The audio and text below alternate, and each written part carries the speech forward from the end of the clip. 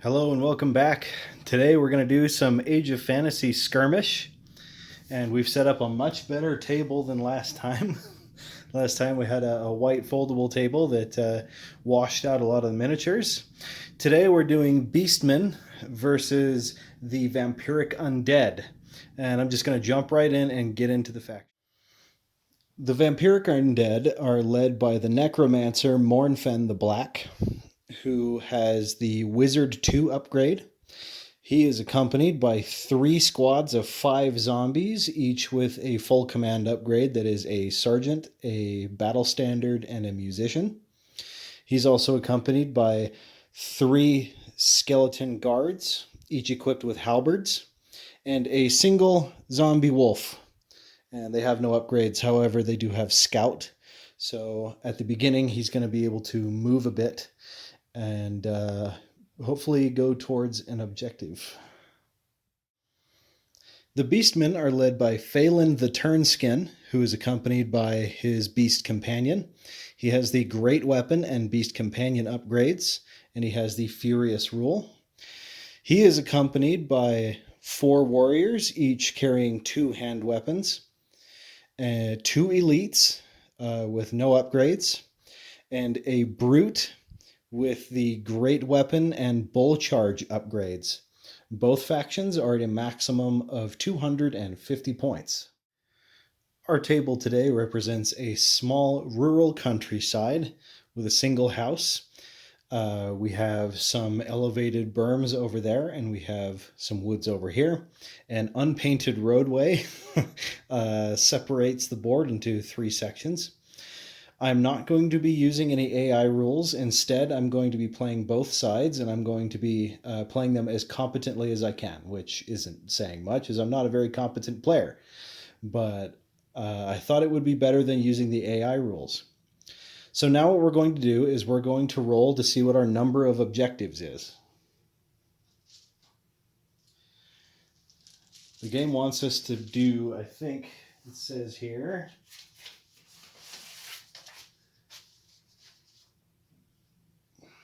D3 plus 2 objectives. So we're going to grab our D6.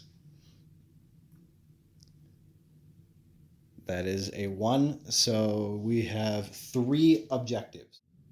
The first objective is the cart full of supplies.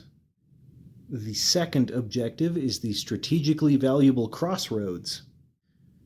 The third objective is the bizarre shrine overlooking the woodlands on top of the berm. The 2 sides are now going to roll initiative, and we're going to see who gets to start deploying first. So, our roll for the Beastmen is a 5, and our roll for the Vampiric Undead is a 4. So the Beastmen will deploy their unit first. I have to add in that I had to move Objective 1 as it was inside a deployment zone, and you can't do that. Here's our field post-deployment. We have the undead spread along this side. It should be worth noting that the Necromancer is deploying along with one of his guards, so he and him will go at the same time. They're like one unit. At the same time, Phelan over here has deployed along with one of his elites. The brute and the 2 warriors are going to attempt to... Oh, we are not done. We have one more. We'll put down the zombie wolf right there. So, otherwise, this is all of them. So now, I can't remember who goes first. I think it's just who rolled first on deployment.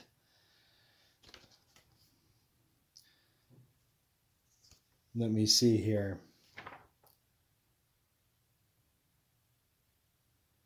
Okay.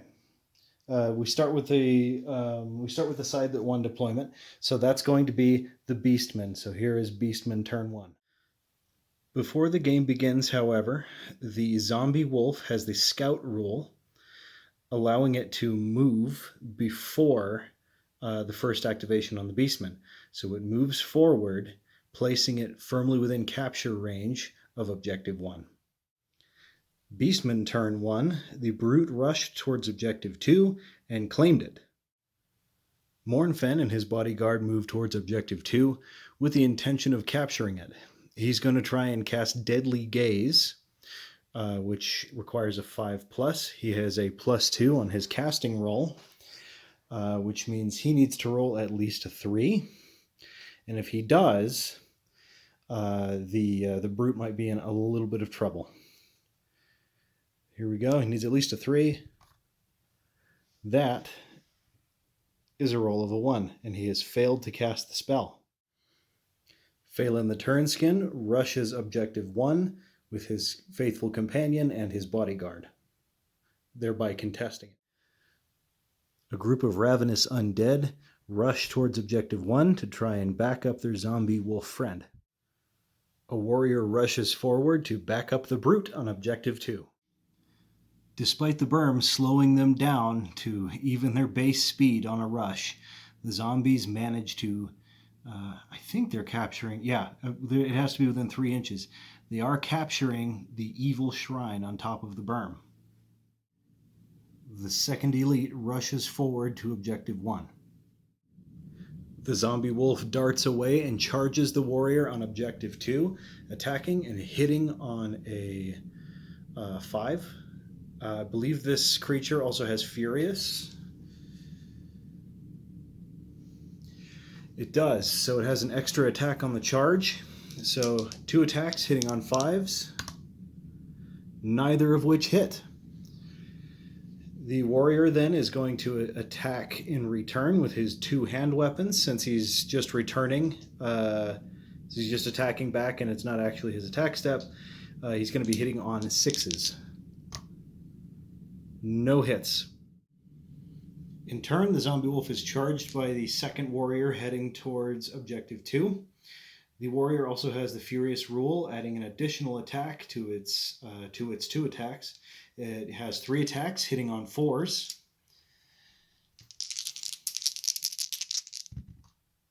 That is 3 hits. The zombie wolf defends on 6s.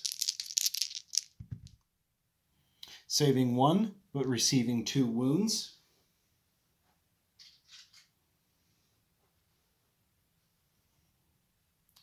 We'll now roll a die, seeing if it's stunned or knocked out.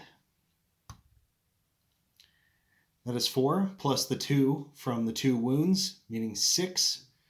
On a 6-up, this model is knocked out. So,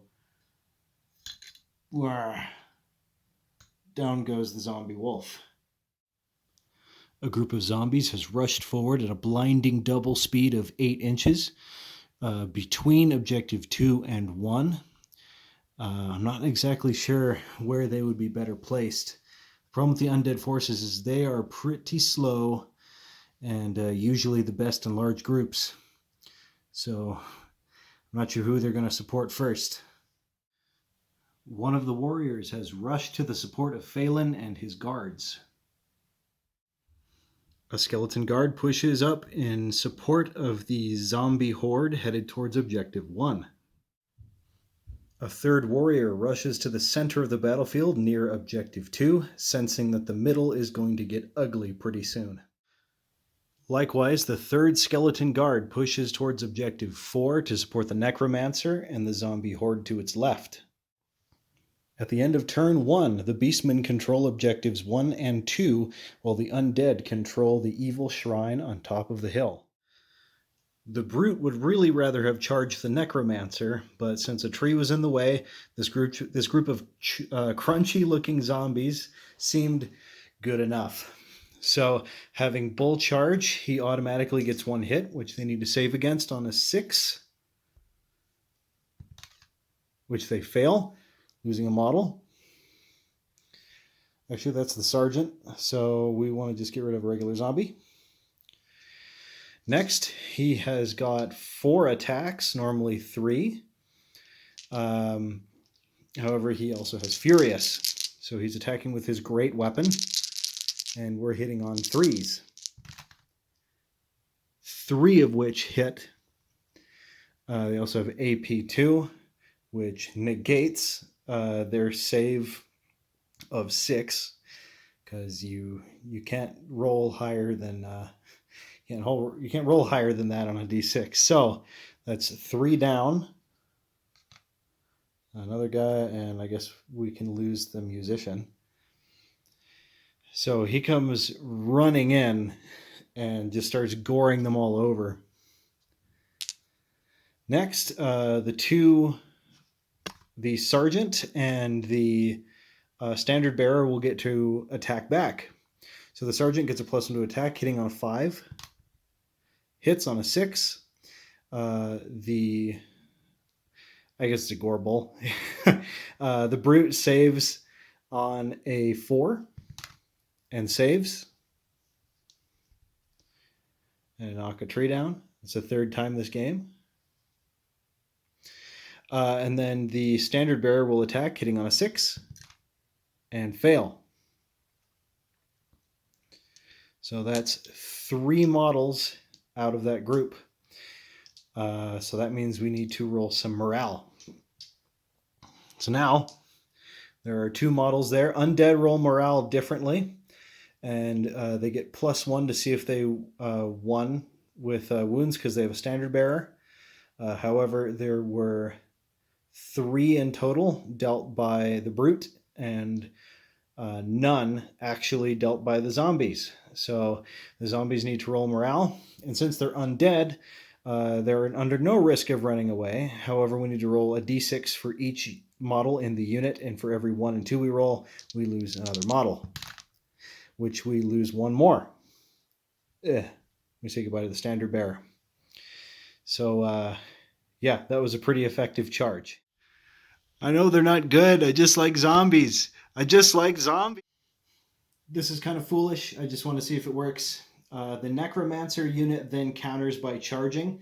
It has a skeleton guard in it. So the skeleton guard gets 1 attack with rending. And I need to remind myself what rending does. Unmodified results of 6 to hit count as having AP4 and ignore regeneration. That is pretty cool. Okay, so the skeleton guard hits on a 4, I think. Yes. Skeleton guard hits on a 4. He hits. The brute saves on a 4. He saves. The necromancer, instead of attacking, is going to try and cast Deadly Gaze again. Remember, he needs a 3 to get it off. He rolls a 1 and fails once more to cast his spell. The brute now gets to return his attack with a 6. He rolled a 5. That is a fail. Alas, this necromancer finds himself in a very poor position. Scratch that. I actually want to try something else. Instead of casting Deadly Gaze, I instead want to cast Dance of Death. Dance of Death, it's the same, or he needs a 6, so he needs a 4. But Dance of Death means a friendly unit within 12 inches may immediately charge up to 6 inches and gets +1 to hit for that melee.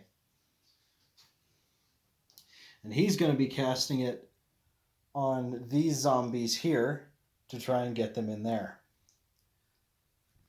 So let's see if he succeeds this roll, because this seems like a cooler play than just casting Deadly Gaze. Yeah, he fails that too. Big surprise. Also, something I forgot is that zombies have 2 attacks, not 1. Someday I'll stop making mistakes on camera. Phelan and his bodyguard and his hound charge the group of zombies heading towards Objective 1. They have a bunch of attacks because they have the Furious rule. And hang on just a second. I need some dice. So, I really like Beastmen leaders because they have really cool upgrades. One of the ones I didn't take, I did not take Ambush. Maybe when there's sort of a larger game. Okay.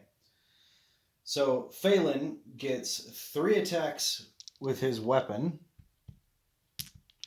and 1 attack from Furious. There's actually an upgrade they can take called Bane, which means they get an extra attack from Furious, they and their group. So if you have like one of these guys on a group of 10 elites, then that's like a ton of attacks with a bunch of AP. Anyway, so we're hitting on 3s with Phelan. Wow. Well, all of those hit. They all have AP. We're looking at AP2.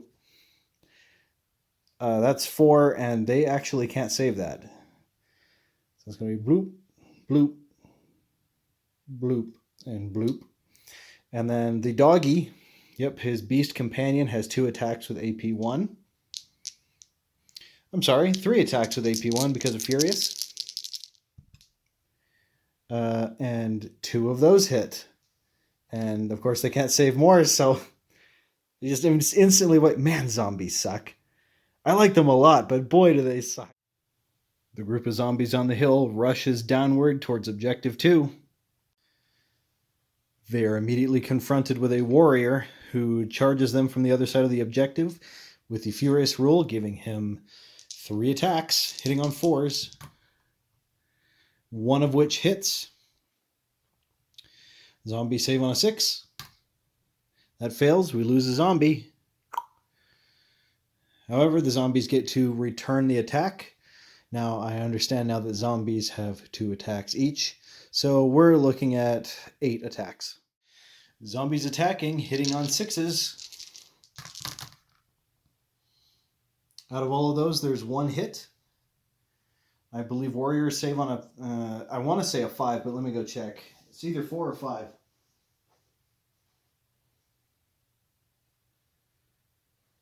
It is, in fact, a 5. So this warrior will save on a 5.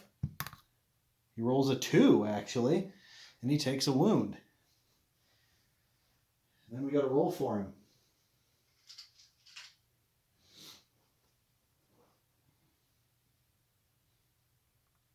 Okay.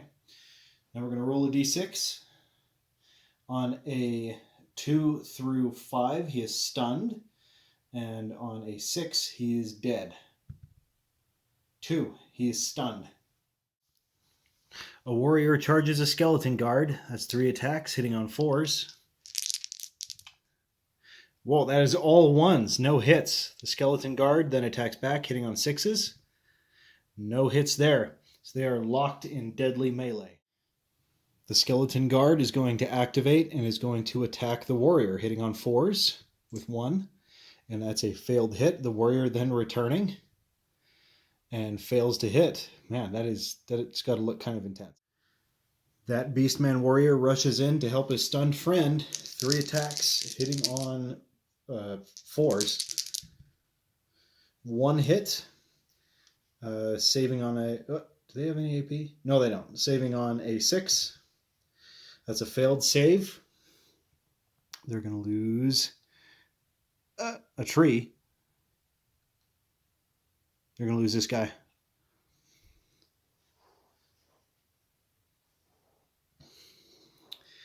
Next up, they're going to attack and return. That is 6 attacks. No hits. 1 hit. No hits. So that is a save on a 4 for the warrior. And he fails. He's taking a wound. Okay, so that's 1 wound and rolling. That's a 6. He's actually dead. Oh my gosh, the zombies did something. A skeleton guard rushes forward and claims objective 2. Only to immediately be met with opposition from the remaining warrior, who charges in and gets his 3 attacks, hitting on 4s. None of which hit. We're going to return some attacks, hitting on 6s. No hits. They are locked in deadly combat over objective 2. A sneaky warrior rushes between the tree and the cart to attack that last zombie, the sergeant. And he gets 2 attacks, hitting on 3s. If any of them hit, he's instantly dead because they've got like AP2. Both of those hit. That is a dead zombie. The Beastmen are looking like the obvious victors here, as the Undead have lost quite a few models.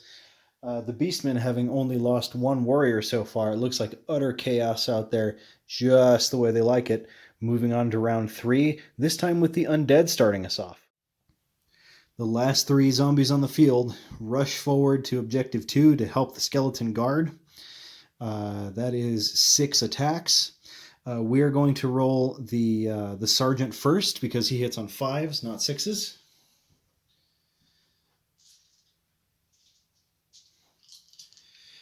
Okay, 2 attacks there, hitting on 5s. 1 hits. Okay, now the others. That's just the 1 hit from the Sergeant, and the Warrior saves on a 4. He saves the hit and is going to return the attack, hitting on a 6, and failing to return the attack. The Elite charges on to Objective 2, aiming to hit the Skeleton Guard in the back. That's 2 attacks, hitting on 3s at AP2. Both of them hit. We're saving on 6s now for the Skeleton Guard. Neither of which succeed. He has 2 wounds, and we're going to roll for him. He rolls a 5 with 7. That means the guard is out of the game. The Necromancer's unit activates. We're going to attack with the Skeleton Guard, hitting on a 4. It's a failed attack. And the Necromancer, once again, is going to try and cast Deadly Gaze at the at this brute. I keep wanting to call it a Minotaur because it basically is. But so that's going to go off on a 5. Once again, he needs to roll a 3, which he fails to do. He hasn't successfully cast one single spell. He's rolling terribly. Anyway, the brute is going to return the attack and hit the guard. He's hitting on a 3, which he successfully does. Actually, sorry, that's 3 attacks. So there's 2 more, which 1 more hits. I believe that's AP2. The brute. No, that is AP3. That completely negates the defense of the skeleton. The skeleton goes down. Let's see, there's multiple people in the unit, so I'm guessing that means that the Necromancer has to save now, and he saves on... Oh, he saves on a 6. He can't save, so he's immediately going to take a wound, and we're going to roll for him. Okay, the Necromancer is stunned. I'm sorry, no he's not. He has tough 3, so he's actually down to 2 wounds out of 3. Now, I could keep going with this, but the Undead have a whopping 5 models remaining, as opposed to 1, 2, 3, 4, 5, 6. I'm going to do this combat here, because Phelan and his guard just charged this skeleton, and that's just a lot of attacks. Phelan succeeding 2 of those. The guard has 6s to save, and saves neither of them, so the guard is gone. So the Undead have 4 models remaining. I'm going to roll a quality test for the Necromancer, and if he fails this, then the Beastmen are going to win. Which he rolls a 1. The Beastmen win. Alright, so that was pretty fun. That was 1-page rules. Next time we're going to be doing... I've got something cooking for Gaslight. I have... a couple other factions. I've kind of got my own little world I'm creating, and you're going to see the return of Lorne, who have some nice updated models, and we're going to get some gritty skirmish fights in. This was fun. Actually, I've never tried Age of Fantasy Skirmish before. I usually just play the normal Age of Fantasy.